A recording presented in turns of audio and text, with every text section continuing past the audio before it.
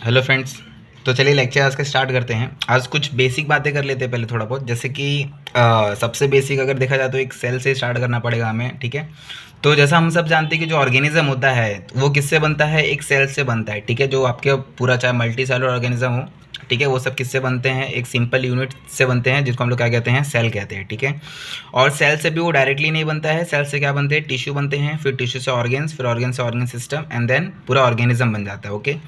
तो आज थोड़ा पहले सेल की बात कर लेते हैं कि हम लोग जैसे जानते हैं कि सेल को हम लोग क्या बोलते हैं, it is a basic structural and functional unit of the life, unit of life, ठीक है। तो मतलब ये क्या है कि हमारा जो सेल होता है उसे हम अपना एज अ स्ट्रक्चरल और, ठीक है, तो सेल को हम लोग क्या बोलते हैं, it is a structural and functional unit of the life. मतलब जो लाइफ है, लाइफ कहने का मतलब है यहाँ जो ऑर्गेनिज्म है, जो जीव हम बना रहे हैं, उसको बनाने के लिए हमारा जो बेसिक रिक्वायरमेंट है वो क्या है, एक सेल। और सेल क्या है, it is a structural and functional. मतलब ये क्या है कि वो ऑर्गेनिज्म का पूरा बॉडी, पूरा स्ट्रक्चर बनाने के लिए भी यही काम आएगा। फिर उस बॉडी में अलग अलग फंक्शन करने के लिए भी क्या होते हैं, ये सेल ही काम आते हैं। इसलिए इसको हम लोग क्या बोल रहे हैं, structural and functional unit of the life. मतलब दोनों चीज़ों के लिए ये सेल ही जो है वही काम आएगा। और सेल डायरेक्टली ऑर्गेनिज्म नहीं बनाता है, वो पहले सेल से मिलकर क्या बनता है, टिश्यू, टिश्यू से ऑर्गेन, फिर ऑर्गेन सिस्टम बनते हैं, फिर ऑर्गेनिज्म बनता है, ठीक है। तो आइए पहले थोड़ा सेल के बारे में जान लेते हैं कि सेल क्या होता है। बहुत लोगों को पता होगा, बहुत लोगों को नहीं भी पता होता है, ठीक है। तो जो हमारा सेल, पहली बात तो सेल जो होता है दिखता कैसा है, सेल की कोई शेप फिक्स नहीं होती किसी भी सेल की, ठीक है। अलग अलग ऑर्गेनिज्म में, मतलब अलग अलग जैसे ऑर्गेन में डिपेंडिंग अपॉन द फंक्शन उनका शेप क्या होता है, शेप एंड साइज वेरीज करते रहता है, बदलते रहता है, ठीक है।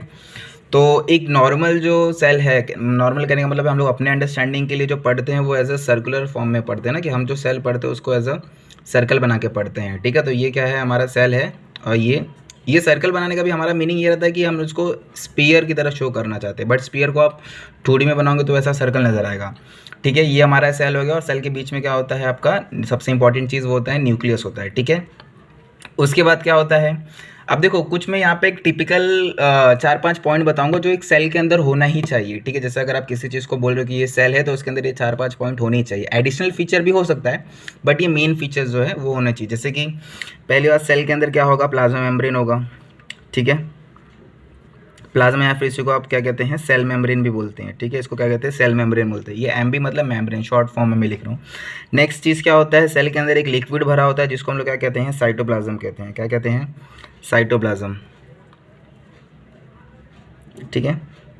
साइटोप्लाज्म जो वर्ड है ये दो चीज़ों से मिलकर बना होता है। एक होता है साइटो, साइटो का मतलब होता है सेल, और प्लाज्मा, प्लाज्म, प्लाज्म का मतलब प्लाज्मा, जो फ्लूइड वाली कंटेंट होती है उसको फ्लूइड नाम देते हैं।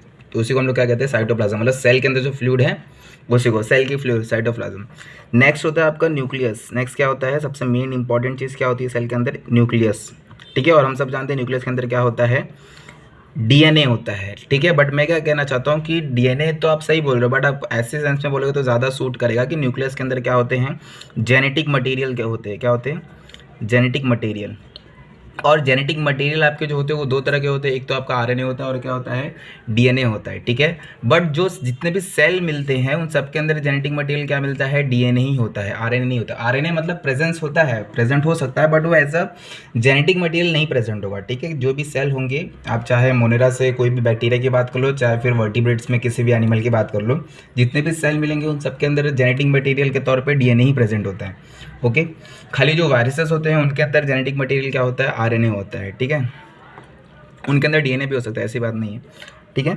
तो ये क्या आते हैं, ये कुछ आपके 4-5 पॉइंट, मतलब ये बेसिकली 4 वो पॉइंट है जो किसी भी टिपिकल सेल के अंदर होने चाहिए। एक चीज़ और मैं भूल रहा हूँ, यहाँ पे सेल के अंदर क्या होते हैं, कुछ ऑर्गेनल्स भी होते हैं, ठीक है। सेल के अंदर क्या होते हैं, उनके सेल ऑर्गेनल्स भी होते हैं। जैसे हमारे बॉडी में अलग अलग ऑर्गन्स होते हैं ना हमारे बॉडी के फंक्शन करने के लिए, वैसे इनके अंदर भी क्या होता है, अलग अलग ऑर्गन्स होते हैं, उसी को ऑर्गेनल का नाम दिया जाता है, ठीक है।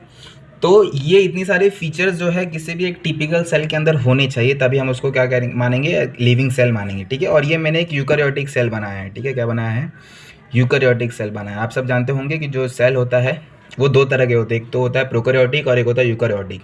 जैसे हमारे फ़ोन्स में होते हैं ना कि पहले जो नोकिया के डब्बे वाले फ़ोन आते थे बटन वाले, वो थोड़े प्रीमिटिव टाइप के थे, ठीक है। उसके बाद जैसे स्क्रीन टच फ़ोन आने लगे, स्मार्टफोन, वो ज़्यादा एडवांस होने लगे, ठीक है। एडवांस किस बेसिस पे बोल रहे हैं, क्योंकि उनके अंदर ज़्यादा फीचर्स हैं। तो वैसे ही सेल भी दो तरह के होते हैं, एक होते हैं जो लीस्ट एडवांस होते हैं, एक होते हैं जो ज़्यादा एडवांस होते हैं। ज़्यादा एडवांस उनको माना जाता है जिनके अंदर क्या होते हैं, ज़्यादा फीचर। कहने का मतलब है ये ज़्यादा सेल ऑर्डिनल होंगे, ठीक है।